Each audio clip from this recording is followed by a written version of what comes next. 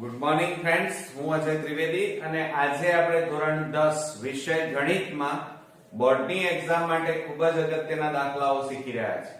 તો ચાલો શરૂ કરીએ.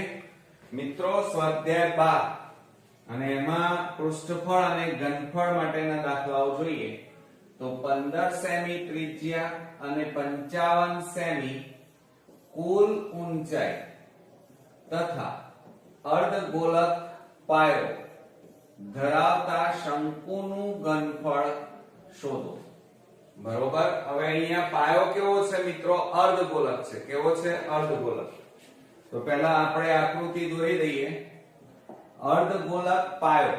તો પહેલા સૌપ્રથમ આપણે અર્ધગોલક દોરી દઈએ.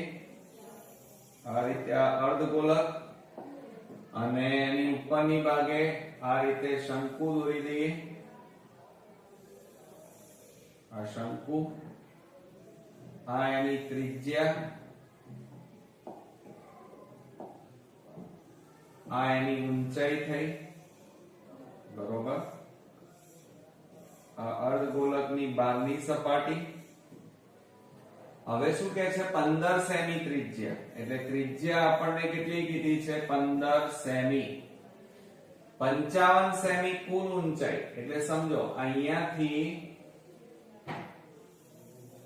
આટલે સુધીની જે ઊંચાઈ છે એ કેટલી આપી છે આપણને? તો પદાર્થ, આ આખો જે પદાર્થ થયો એની કુલ ઊંચાઈ 55 સેમી આપણને આપી છે. બરોબર. ચાલો હવે મિત્રો તમે સમજો. બરોબર. આ નીચે અર્ધગોલક છે, એની આ ત્રિજ્યા થઈ. તો આ પણ શું થાય? ત્રિજ્યા જ થાય અર્ધગોલકમાં. અને એનું માપ પણ મિત્રો કેટલું થશે? તો આનું માપ પણ કેટલું થાય? 15 સેમી થાય. અને એ આની શું કહેવાય? ઊંચાઈ કહેવાય. એટલે આ ઊંચાઈ કેટલી થાય? 15 સેમી. તો હવે આપણે શંકુની ઊંચાઈ શોધવી છે h. તો એ શોધવી હોય તો શું કરવું પડે? આ કુલ ઊંચાઈમાંથી અર્ધગોલકની ત્રિજ્યા બાદ કરી નાખો એટલે શંકુની ઊંચાઈ મળી જાય. આપણને અહીંયા પહેલા આપ્યું છે, લખીએ પદાર્થની, આ આખો જે પદાર્થ છે એની કુલ ઊંચાઈ બરાબર 55 સેમી. બરોબર. બીજું આપણને ત્રિજ્યા આપી છે, ત્રિજ્યા બરાબર 15 સેમી. ઓકે. હવે આપણે શોધવાનું શું છે? તો પહેલા આપણે શંકુની ઊંચાઈ શોધી કાઢીએ. શંકુની ઊંચાઈ બરાબર, એ આપણને આપેલી નથી, બરાબર પદાર્થની કુલ ઊંચાઈ માઈનસ એમાંથી આ અર્ધગોલક બાદ કરી નાખો. આટલો ભાગ અર્ધગોલકની ત્રિજ્યા આ બાદ કરો તો બરાબર શું થાય? કુલ ઊંચાઈ કેટલી છે? 55 માઈનસ અર્ધગોલકની ત્રિજ્યા, એ જ એની ઊંચાઈ કહેવાય. બરોબર. હવે બાદ બાકી કરો. 55 માંથી 15 બાદ કરો તો કેટલા આવે? 40 સેમી. બરોબર. ચાલો. એટલે આ આપણને કેટલા મળી ગયા? 40 સેમી મળ્યા. હવે શું કહે છે? આ આખા પદાર્થનું આપણે શું શોધવાનું છે? ઘનફળ શોધવાનું છે. તો આપણે અહીંયા લખી કાઢીએ કે પદાર્થનું ઘનફળ બરાબર, આપણો પદાર્થ શેનો બનેલો છે? તો ઉપરના ભાગે શંકુ. તો અહીંયા લખીએ આપણે કે શંકુનું ઘનફળ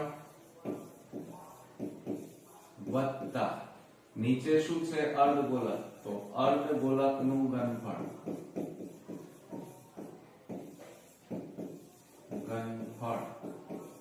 બરોબર. ચાલો હવે આપણે અહીંયા લખીએ શંકુનું ઘનફળ. હવે મિત્રો શંકુના ઘનફળનું સૂત્ર શું થશે? 1 ધ્યાન આપજો, 1/3 પાઈ r સ્ક્વેર h થાય. 1/3 પાઈ r સ્ક્વેર h પ્લસ અર્ધગોલકનું ઘનફળ શું થાય? 2/3 પાઈ r ઘન થાય. 2/3 પાઈ r ઘન. હવે આની અંદરથી કોમન કાઢીએ, સામાન્ય કાઢો. ચલો તો જુઓ, બંનેમાં છેદમાં 3 એટલે 1/3 સામાન્ય, બીજું પાઈ સામાન્ય, પછી ત્રિજ્યા સરખી છે એટલે ઓછી ઘાત સામાન્ય નીકળ્યા r સ્ક્વેર. તો કૌંસમાં કેટલા બાકી રહ્યા? h પ્લસ અહીંયા ઉપર કેટલા બાકી રહ્યા? 2. પાઈ તો નીકળી ગયા, 3 નીકળી ગયા, r ની 3 ઘાત. 3 માંથી 2 જાય તો કેટલા વધે? r. આ 1/3 અને 1/3 નીકળી ગયા, ઉપર કેટલા વધ્યા? 2, એટલે આ 2 લખ્યા.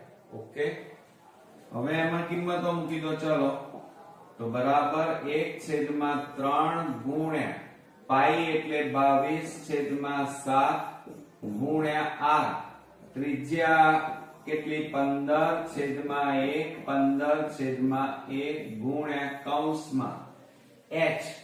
h એટલે શંકુની ઊંચાઈ કેટલી છે? 40 વત્તા 2 ગુણ્યા ત્રિજ્યા આપણી 15. ઓકે, હવે મિત્રો છેદ ઉડતા હોય તો ઉડાડી દઈએ. ચાલો, આ 3, 5, 15. હવે જુઓ બરાબર આ 22 ગુણ્યા 5, 22 × 5 = 110 ગુણ્યા 15 છેદમાં કેટલા વધ્યા? 7 ગુણ્યા કૌંસમાં 40 વત્તા 15 ગુણ્યા 2 એટલે 15 દુ 30 બરાબર 110 ગુણ્યા 15 છેદમાં 7 ગુણ્યા 2 નો સરવાળો કરો 70/1. હવે મિત્રો આપણે છેદ ઉડાડી દઈએ. જુઓ તો 7 દાન કેટલા થાય? 70. તો બરાબર જુઓ, હવે શું કરીશું? 11 ગુણ્યા 15 કરી નાખીએ. તો 15 ગુણ્યા 11 કરો 0, 5, 1, 5, 1, 5, 6, 1 તો 165. તો આપણે અહીંયા લખીએ 165 અને પાછળ આ એક મીંડું અને આ એક મીંડું એટલે કુલ કેટલા થયા? 2 મીંડા થયા એટલે 16500 થયા. તો આપણે અહીંયા લખી કાઢીએ. અને સેમી માં છે ને ઘનફળ છે એટલે એકમ કયો આવે? સેમી ઘન. તો પછી મિત્રો હવે આપણે જવાબ અહીંયા લખી કાઢીએ. ચાલો, તો જવાબમાં આપણે શું લખીશું કે પદાર્થનું ઘનફળ બરાબર કેટલું આવ્યું? 16500 સેમી ઘન. સેમી ઘન. ઓકે, મિત્રો બીજા નંબરનો દાખલો જોઈએ. અને એની અંદર એક તંબુ નીચે નળાકાર અને ઉપર શંકુ આકારનો છે. હવે મિત્રો એક તંબુ આપેલો છે, એમાં નીચે નળાકાર અને ઉપર શંકુ છે. નળાકાર ભાગનો વ્યાસ આપણને આપ્યો છે 4.2 મીટર, ઊંચાઈ 8 મીટર છે. નળાકાર પર બંધ બેસતા શંકુની ઊંચાઈ 6 મીટર છે. તો તંબુમાં રહેલી હવાનું ઘનફળ શોધવાનું છે મિત્રો. હવે રકમને બરોબર સમજો. નળાકાર છે, જુઓ તંબુ છે એક, અને એમાં નીચેનો તંબુનો નીચેનો ભાગ કેવો છે? નળાકાર, અને ઉપરના ભાગે કેવો છે? શંકુ. તો આપણે સૌપ્રથમ પહેલા નળાકાર દોરી દઈએ.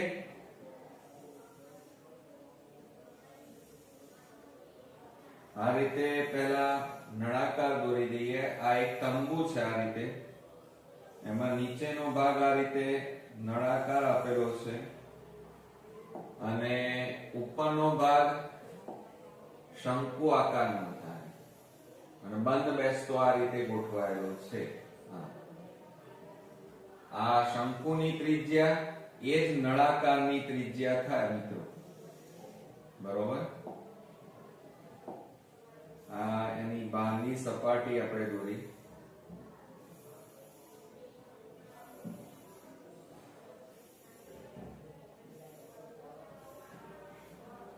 ચાલો, અને આ જે છે એ એની ઊંચાઈ h કહેવાય.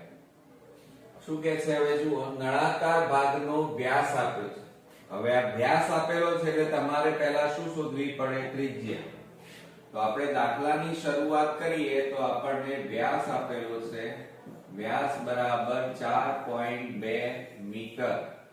માટે આપણે પહેલા ત્રિજ્યા શોધવી પડે. તો ત્રિજ્યા શોધવા માટેનું સૂત્ર છે, ત્રિજ્યા વ્યાસ કરતા કેવી હોય? અડધી. એટલે કે વ્યાસ ભાગ્યા 2 બરાબર 4.2 ભાગ્યા 2. પોઈન્ટ કાઢી નાખો તો છેદમાં કેટલા લખાય? 10. એટલે 2 ગુણ્યા પોઈન્ટ કાઢ્યા એટલે 10 લખાય. હવે આપણે છેદ ઉડાડી દઈએ. 2 અહીંયા છેદ ઉડાડીએ કેટલા આવે? 21. બરોબર, તો કેટલા લખાશે? 21 છેદમાં 10 એટલે પોઈન્ટ કાપો તો 2.1 મીટર થાય. આપણને મીટરમાં આપ્યું છે. એટલે જુઓ, ત્રિજ્યા કેટલી મળી આપણને? 2.1 મીટર. આ પણ ત્રિજ્યા કહેવાય અને એ પણ કેટલી છે? 2.1 મીટર. હવે શું કહે છે? નળાકાર ભાગ તથા તેની ઊંચાઈ 8 મીટર. આટલેથી આટલે સુધી આપણને નળાકારની ઊંચાઈ આપી છે 8 મીટર. આ 8 મીટર આપેલી છે. એટલે આપણે અહીંયા લખી કાઢીએ, નળાકારની ઊંચાઈ બરાબર 8 મીટર. પછી શું કહે છે? નળાકાર પર બંધ બેસતા શંકુની ઊંચાઈ. આ શંકુની ઊંચાઈ કેટલી આપેલી છે આપણને? 6 મીટર. તો આપણે એ પણ લખી કાઢીએ કે શંકુની ઊંચાઈ બરાબર આપણને 6 મીટર આપેલી. બરોબર, ચાલો. હવે શું કહે છે? તંબુમાં રહેલી હવાનું ઘનફળ. હવે મિત્રો બરોબર સમજો, નીચે નળાકાર, ઉપર શંકુ આકાર. આ રીતનો આખો તંબુ છે, આ પદાર્થ છે એક આખો, અને એની અંદર ભરેલી હવાનું ઘનફળ આપણે શોધવાનું છે. તો ઘનફળ જ્યારે શોધવાનું હોય મિત્રો, ત્યારે આપણે અહીંયા લખીએ, સૂત્ર લખીએ કે તંબુમાં રહેલી હવાનું ઘનફળ બરાબર, ચાલો પહેલા કોણ છે? નીચે નળાકાર. તો નળાકારનું ઘનફળ વત્તા ઉપરના ભાગે કોણ આપેલું છે આપણને? શંકુ. તો શંકુનું ઘનફળ બરોબર. હવે નળાકારનું ઘનફળ જુઓ, સમજો જરા. આમાં આ જે ઊંચાઈ છે આપણે એને h લઈએ, અને આ શંકુની જે ઊંચાઈ છે એને આપણે કેપિટલ H લઈએ, કારણ કે બંને સરખા ન લખાય. હવે નળાકારનું ઘનફળનું સૂત્ર શું થાય મિત્રો? પાઈ r સ્ક્વેર h થાય, અને વત્તા શંકુનું ઘનફળ એટલે 1/3 પાઈ r સ્ક્વેર h થાય. બરોબર, આ આપણા સૂત્રો તૈયાર થાય. હવે આમાં જે સમાન હોય, હવે જુઓ પાછું બીજું ધ્યાન આપવાનું મિત્રો, કે અહીંયા આપણે શંકુના ઘનફળમાં h એટલે કયો લીધો? કેપિટલ. તો અહીંયા કેપિટલ h લખવા પડે, નહીં તો બંનેની ઊંચાઈ સરખી થઈ જાય. હવે આ બંનેમાં સમાન હોય એવી વસ્તુ આપણે સામાન્ય કાઢીએ. એક તો પાઈ સરખા અને r સ્ક્વેર સરખા.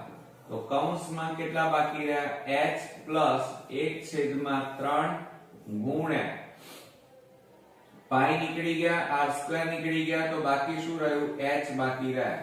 બરોબર, ચાલો હવે આની અંદર આપણે કિંમતો મૂકીએ.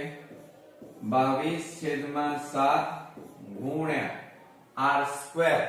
r તો બંનેમાં સરખા જ હોય, બંધ બેસતું છે એટલે 2.1 એટલે 21/10 ગુણ્યા 21/10 ગુણ્યા કૌંસમાં સ્મોલ h નળાકારની ઊંચાઈ કેટલી છે 8 વત્તા 1/3 ગુણ્યા હવે જોજો h એટલે અહીંયા શંકુની ઊંચાઈ કેટલી લેવાની 6 મીટર એટલે અહીંયા કેટલા આવશે 6 હવે અહીંયા છેદ ઉડતા હોય તો ઉડાડી દેવાના મિત્રો જુઓ અહીંયા છેદ ઉડાડશે 3 દુ 6 થાય બરોબર ચાલો